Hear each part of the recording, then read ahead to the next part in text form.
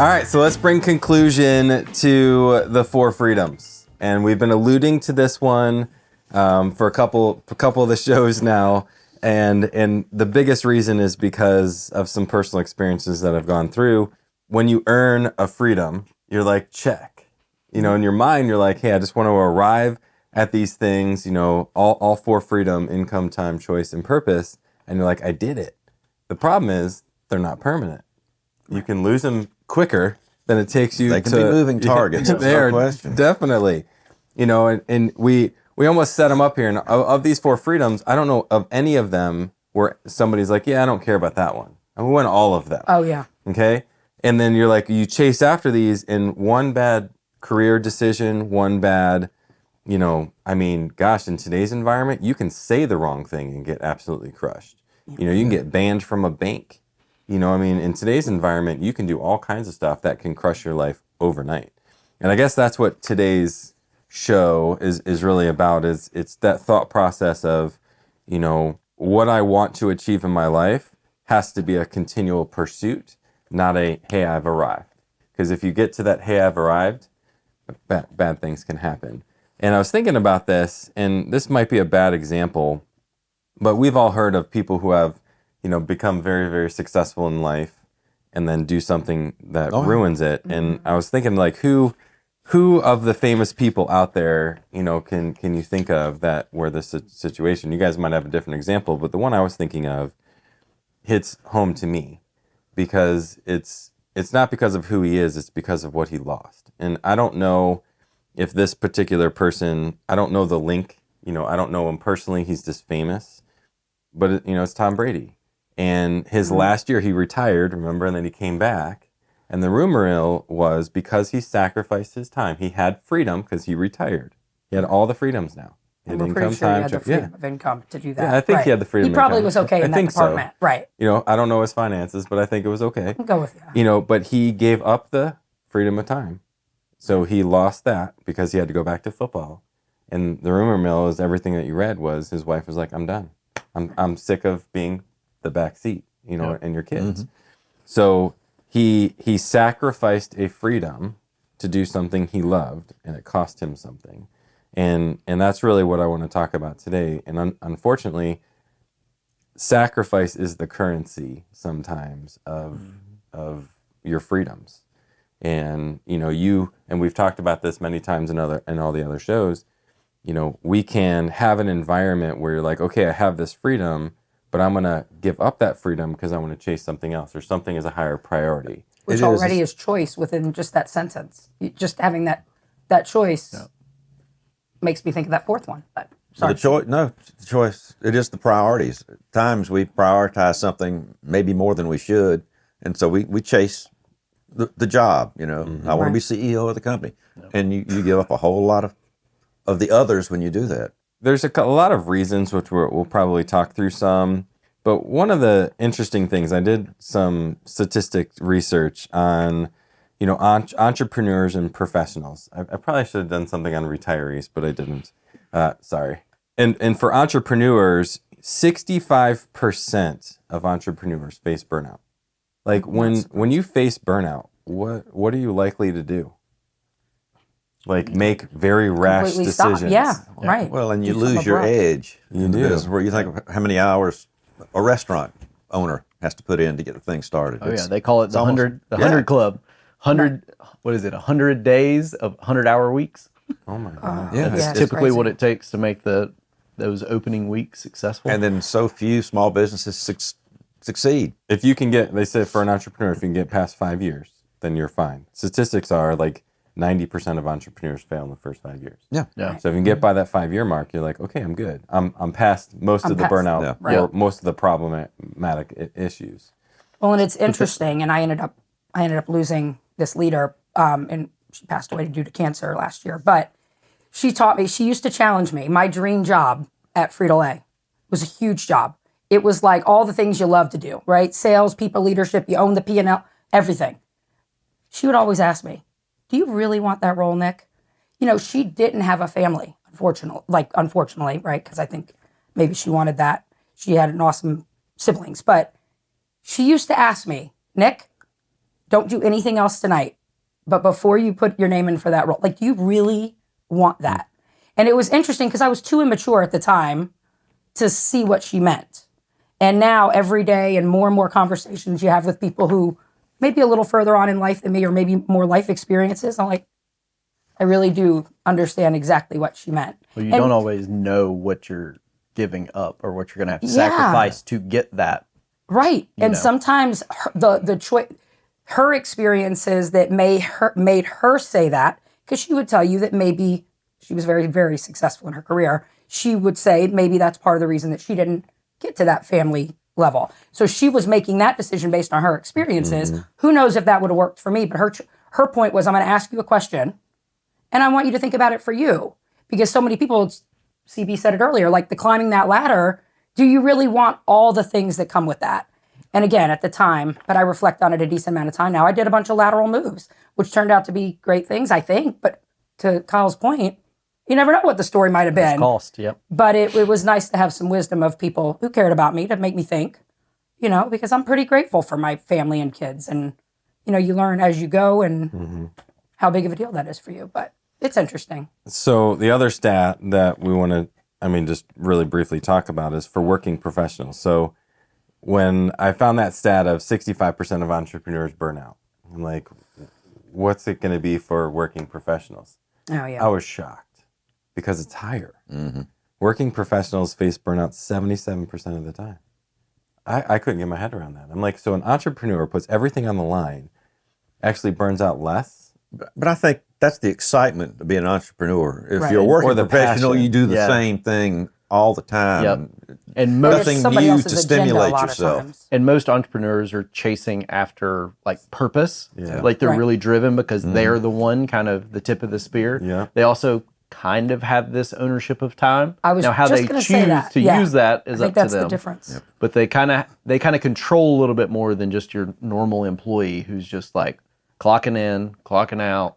Someone's telling them what to do every day, how to spend their time. No, you can't do that. Yeah. Yes, you can do that. So I guess through that lens, it makes perfect sense that Right. the working professional would burn out more. But when I first saw the stat before you got to think through it, you're just like, what the heck? Yeah. How is that possible? And I think you're right. I think it's people pushing you around, or creating structure that you can't control.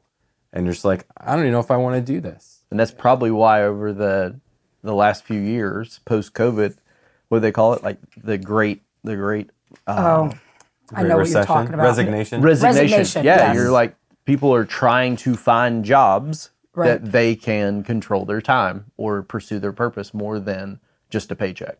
And I think we're about to change from the great resignation to the great application. Because people are about to, the like, economy is about to turn pretty bad. Yeah. And I think we're going to see all kinds of craziness occur. Yeah. Well, I think another one in addition to the time one for an entrepreneur, a lot of them, for better or for worse, they may have had a tough detour, but they tend to be closer to their purpose because they've taken some risks and maybe had some falls. Whereas corporate America, you may not be driving the agenda.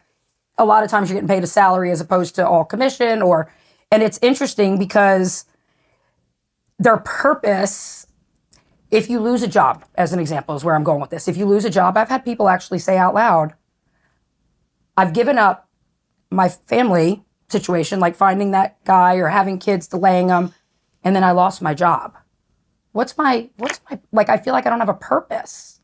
And that's really tough. Whereas I feel like an entrepreneur, to Kyle's point, has that, a little more control over the time, even though they're working their butts off, but a little more control over time. And then I feel like they're working earlier in their time frame sometimes. Agreed. So let's talk about some things that could happen where you can have some unexpected or sometimes even expected losses of your freedom. So we've talked, for several episodes now, like how to earn them. Now let's flip the script and talk about how you can lose them. And I think we're going to list a bunch, but there are, countless. The craziest thing is like, how do you earn a freedom? It's pretty narrow. Yeah. How do you lose a freedom? It's pretty wide. It can be things that are even completely out of your control. Yeah. Like it could be nothing that you did, Yeah. just the Right. environment and what Right. happens in the world. Well, no, when I worked for DiStar, I had pretty decent job over a couple of the divisions. And I'm sitting in my boss's office. We're talking about some mutual friends we have over in Germany. And then the big boss walks in and closed the door behind him. And that was an oh snap moment for me. And I use a different S word at the time. But, you know, they come in and all of a sudden my boss changes his demeanor and says, "We don't have your position here anymore. It's going to your buddy in Mexico." And so it just goes away like that. And you had no idea that he was like, No idea at all. Wow. And to Kyle's point, it probably had nothing to do with you. No, I don't think so. You know, so It's just they hard. consolidating Yeah. and trying to save money. I mean, there can be things out of your control like that, or it could be a health issue, Yep. you know, where you're just like, all of a sudden, I mean, this summer, you know, I'm on vacation. All of a sudden, I get a cough, start spewing up stuff. And then a second later or 10 minutes later, they're like, you could have cancer, you know, or a tumor or something. And my life gets thrown upside down. Well, To and we God's can't- grace, it wasn't that bad. I was but- going to say, we can't forget God gets his opinion. Yep. I mean, you're on your high, you're winning awards, you're kicking butt at work. Next thing you know, God has his opinion and he wants you to go and start a business from the ground up. Wait, what? He's in control. He does. So you can be displaced. You can have unexpected health crisis. You can be relying on one income and a situation happens, you know, like, you know, where you get displaced or you lose your job. Or there can be some economic issues that arise that put your company out of business or the reason why, you know, in your case, where they're moving jobs to a cheaper position, to a cheaper place, and they don't have to pay Americans. I mean, the sentiment in America right now is Americans are losing their job because immigrants are getting it cheaper. I mean, this is happening all over America, real. where you're seeing, you know, I mean, high-paid or well-paid Americans lose their job because this undocumented or even sometimes documented person's like, hey, I'll do it for half the price. Right. And that's happening like daily, Well, thousands. I was just gone for a couple of days and I was up in the mountains and there were personal billboards that were made and it was vote this certain way to save our farms. Like must have, you know, immigrant help, which is like, that's who's working in most of the farms in rural America. So it's this weird kind of catch-22 in some scenarios. Well, and one thing I wanted to say, I feel like not even bad intentions. Sometimes you could lose one by being so focused on another one. You start a new business, you pour your life into that business, things are going really well, you're making an impact on people, your business is growing, and you're like, but wait a minute, I'm driving home much later every night. right. Again, We're what are you going in much sacrificing? earlier, and you don't realize because you're so focused on one that you don't have bad intentions, it's going so well, but you forget that you might be losing another, i.e. I mean, your that- family or vice versa. That goes back to Paul's original Yeah. analogy with Brady. I mean, he Yes. was trying to achieve one more Super Bowl. Probably that was his purpose. Yeah. And he sacrificed time and family. Yeah. And sometimes you don't realize, like blinders on, like your heart, your passion, especially with something like that. Like obviously it's meaningful and emotions kick in and Yep. it's hard. I mean, sometimes you can lose a freedom. So all the ones that we talked about so far apply to a freedom of income, but freedom of time. I mean, you just mentioned Brady again. Another one can be like, what do they say? No good deed goes unpunished. Like I have a friend where they live next to, or their neighbor lost his health and much older, and then his wife was like, well, I got to take care of him. So she sacrificed her time, and it's been, I think, 2.5 years now. And he's like hanging on to a thread, but she feeds him 3 meals a day. Like, she's like, I can't take vacations. Like, she's sacrificed all of her freedom of time. Yep. And she's a stay-at-home mom, and she takes care of this stranger because she has compassion to him. So sometimes it can be a good thing. Right. That sacrifices. I Yeah. mean, another scenario would be like, I'm an empty nester. My kids are done with college. One moves back. You know, and you're like, what are you going to do? You're going to kick Wait a them second. out? Yeah, like, you're done. You're off the payroll. What's going on? And you're like, well, you know, you want to get them off to a good start. And, you know, where else are they going to go? So you sacrifice your time potentially, letting your child back in. What else? What are some other ways you can lose your freedom of time? Whenever you're moving through just professionally, you know, you may have gotten to a point where you have that freedom of income, freedom of time, but then, you know, technology changes or you want to grow another side of your business or just opportunity presents itself. And now you may have to sacrifice time to go focus and build this other kind of wing of your business. There's been so many times where I've met people that can't say no. And there's like, the term, the yes man, right? And I think a big way to lose your freedom of time is that mentality of overcommitting, like, hey, I'm a people pleaser. I'm going to say yes to whatever I'm it is. I'm going to do whatever. And then, they're at home and it's like, I'm exhausted. Right. Why am I doing this? Overcommitted. They're completely overcommitted. And again, the crazy thing is, of all the stuff that we've really talked about freedom of time, it's been on the good side. Yeah. It's like, I'm going to sacrifice my time so that I can do something over here. I'm sure there's some negative things that can affect your freedom of time. But of all the examples that we're really mentioning or talking about, it's all like, it's a heartfelt, good, rationale behind. Other where the freedom of income, it seemed to be more of like displacement and, health, all the scary things. Time, it's been all the good things. Well, I guess on the negative side, you've achieved these freedom of time, freedom of income, and you basically just take your hands off the company or your business or whatever you do as your job. And if you just leave it idling, eventually it's going to require your attention to come back. And if you've left it too far down, then you may have to come in with a whole lot of time to get it back right.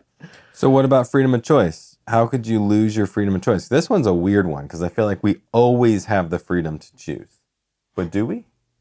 Could you ever lose? If you're willing to sacrifice one of the others. People always say you leave your leader, not your job. You just can't deal with your leader, but you need that salary, but it's affecting your family life because you're going home miserable every day. You make that choice and you might be doing it deliberately, but you're giving up the freedom of income. You just now put yourself in a spot, but you stuck with the choice to save another one, maybe another freedom too. When I was, I think it was the same job, me and several of my coworkers went to Germany, and one of the high directors of BASF, huge German chemical company, met us at the airport with his son, picked us up and took us somewhere.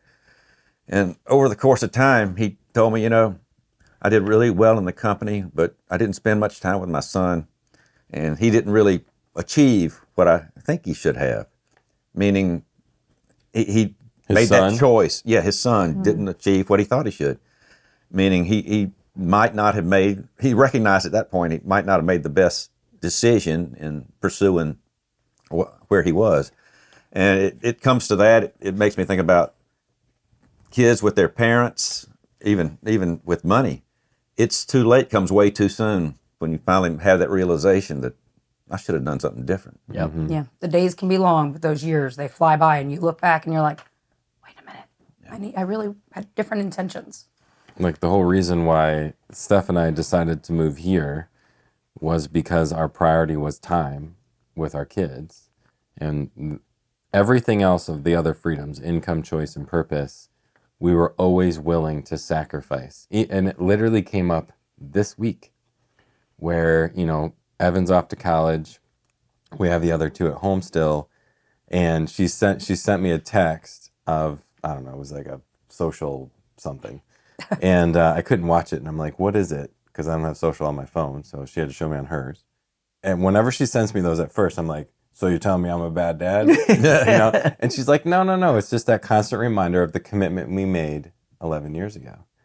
And, it's just like, there's no replacing the time with your kids. Right. And it's a constant reminder. And then last night I was up for like an hour from 11:15 to 12:15 talking to my son, my oldest Evan. And Steph's texting me. She's like, you coming to bed? I'm like, nope. Remember that thing you sent me earlier today? Well, no. He got into his fraternity. Oh. He got the news yesterday, and he was so pumped.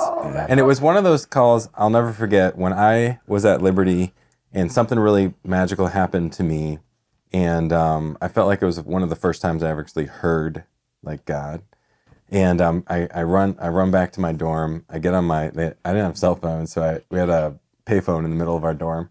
So I get in the payphone. I'm like, the rotary too. Wow. Yeah. I remember that. Old school. In the hallway, and you're like magnifying to everybody in their rooms too. So I get on the phone with my dad. I'm like spouting off, for like however many period of time, and I'm like, "Are you there?" And he was crying, and I think it was because he it was the first time, or one of the rare times in his life, in our relationship early on, where he was like, okay, my son actually has a relationship with God. And last night, in my conversation with Evan, it was one of those moments for me, because his fraternity is a good, godly fraternity. I don't think those two things connect, but he was talking about, what this fraternity is about and what the other ones that he was rushing for. Pledging? Yep. Or Pledging? No. Yeah. Is it I don't know it. It's I was an rush week. athlete. They didn't Pledging let us is when do you that. get in, right? Rushing is when you're trying to apply. He's like, this one, he's like, they're a bunch of phonies. He's like, they'll drink, they'll party, they'll do all this, and then they'll do a Bible study. And he's like, I don't want to have anything to do with that. And when they found out that I didn't want to be a part of that, he's like, they unfollowed me. He's like, these are godly guys? He's like, I don't think so. Right. And then he starts talking about his fraternity and what they do. And he's like, some of these guys, you don't really know where they're at with their walk with Christ. I'm like, Evan? I'm going to start crying right now, That's awesome. And going back, I'm saying, the only reason why I'm saying this is because certain priorities in your life are what run your life. And, freedom of income, freedom of choice, freedom of purpose. I mean, purpose and time, in my opinion, for me, those are my top two, because they're my purpose is controlled by how I spend my time. But choice and income are really important to support what God has in my life. But I will always be willing to sacrifice freedom of income for my family. We'll always be willing to sacrifice something for any of these freedoms. I feel like it just got heavy. I didn't mean it to get heavy. Yeah, that's okay. Sorry. It's in a good way, though. It was in a very, very good way. Going back in, what about freedom of purpose? How do you lose freedom of purpose? That was a weird one. It occurred to me it's kind of what you're responsible for. So Lori and I get married. She's kind of responsible for me. But then we have kids, so that they take a great deal of her time.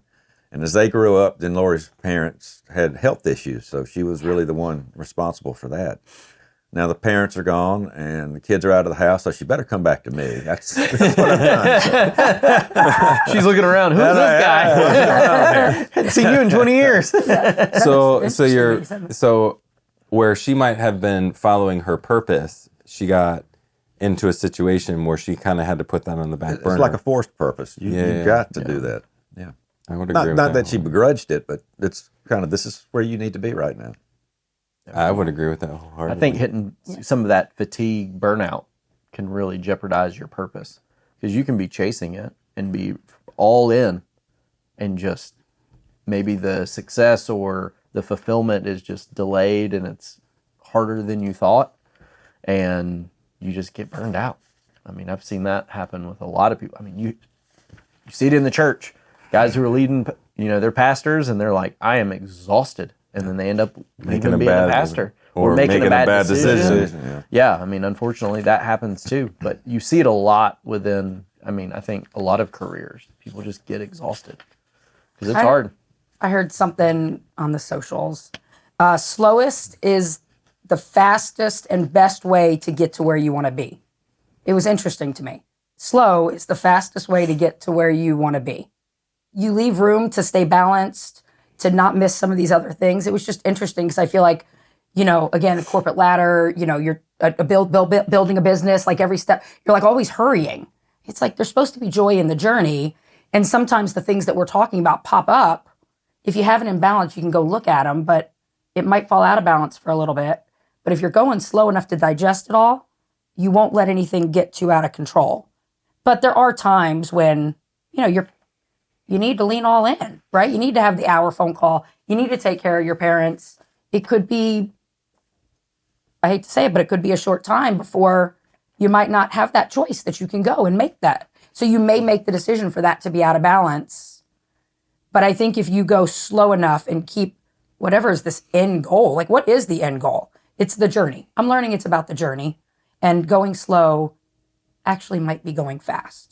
And it might be more rewarding, and it may allow you the freedom of time, purpose, choice, and income if you're doing it right.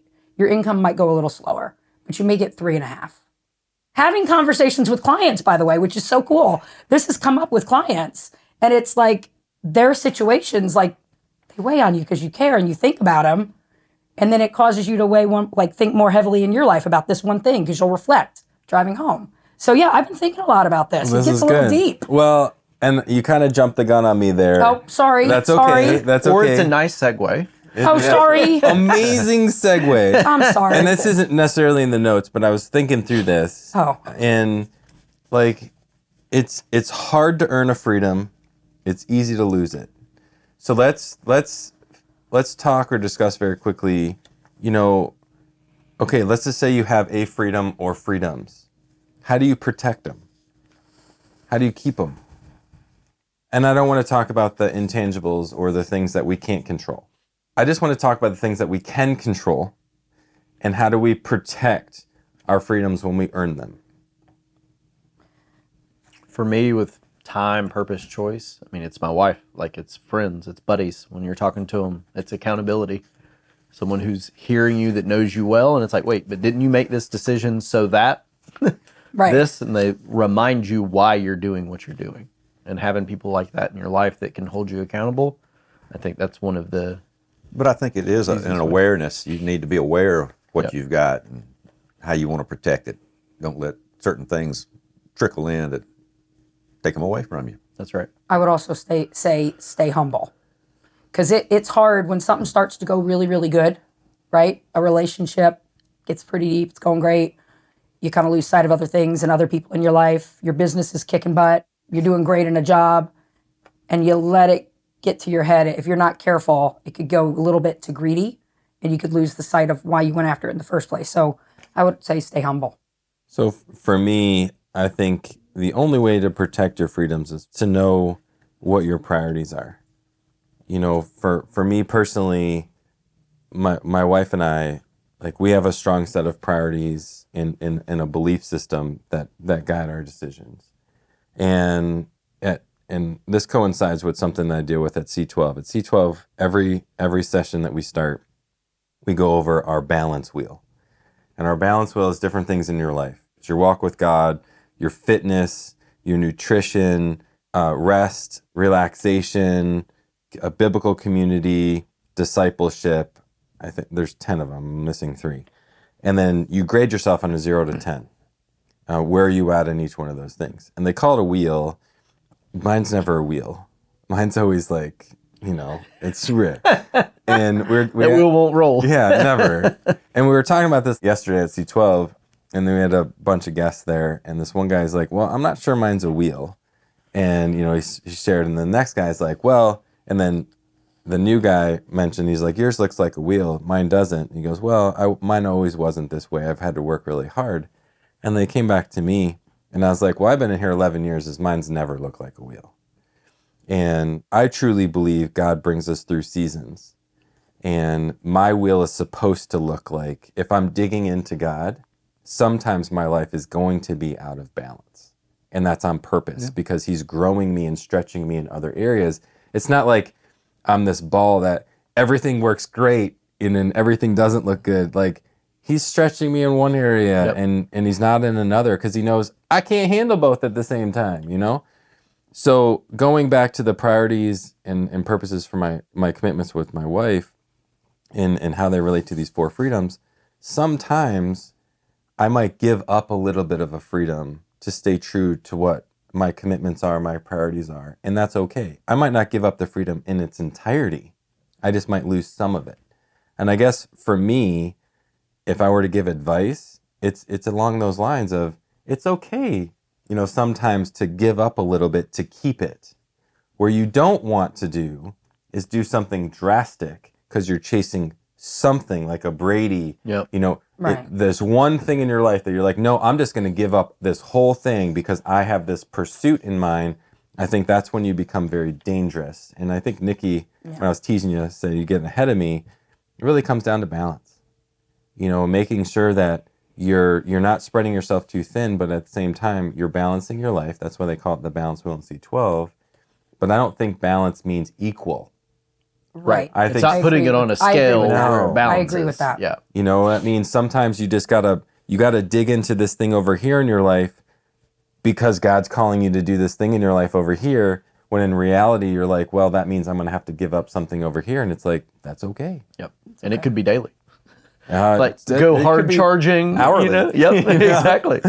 Absolutely. Like last night, I'm at dinner with Steph, and she's getting a text from a friend asking her opinion about her son who was sick, nauseous, throwing up, fever, all this bad stuff.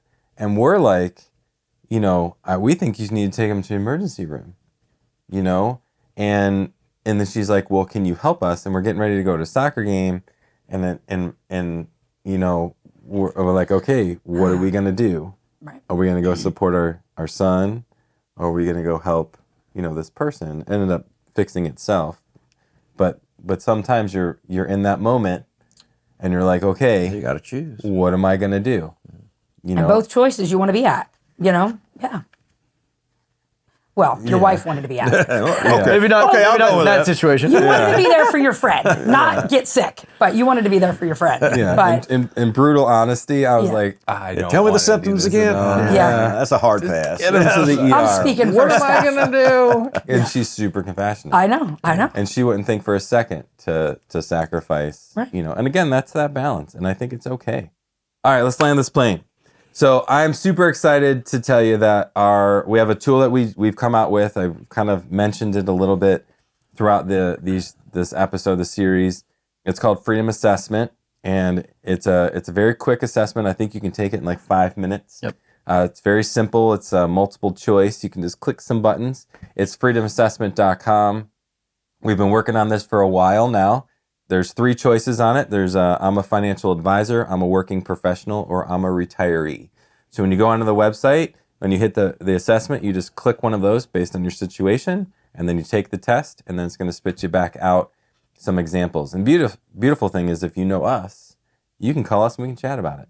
Nikki's already had some awesome, deep conversations. I actually have. It's been cool. And I have too, because this has been, a real big part of my life. And everybody who's taken the assessment tends to get into this purposeful or freedom thought mind of, well, I really want this freedom. Purpose tends to pop up more than all. Right. I think because everybody's like, Feels like do I that's really right. have that one? Yep. Well, people are looking for what's right, and the right is different for everybody. Yep. And they try to get to the right answer. And I'm like, wait a minute. I'm just trying to do what people have done for me. Yeah. I'm asking you a question and getting you to think. If you already know the answer and that's right for you, let's go. If not, let's go a little slower and you think about it. So I do agree with you. The purpose thing is the hardest, and it's the one people feel like it's the right thing to do, that they go for that and prioritize that. Yeah. And then they're like, well, I'm prioritizing money. Should I be doing that? Anyway, okay, sorry, back Any to you. closing Maybe this thoughts? season you need to. Maybe this season you need to, but go home and think about it first. Any closing thoughts? No, I think this has been great. I'm excited to see what people come up with Yeah. their assessment and have some conversations around it. Same here. Anybody else? No, I So second that. freedomassessment.com. Go check it out. It's absolutely free. There's no cost to it whatsoever. This has been good. I'm glad we did this. Yeah. And thanks, guys.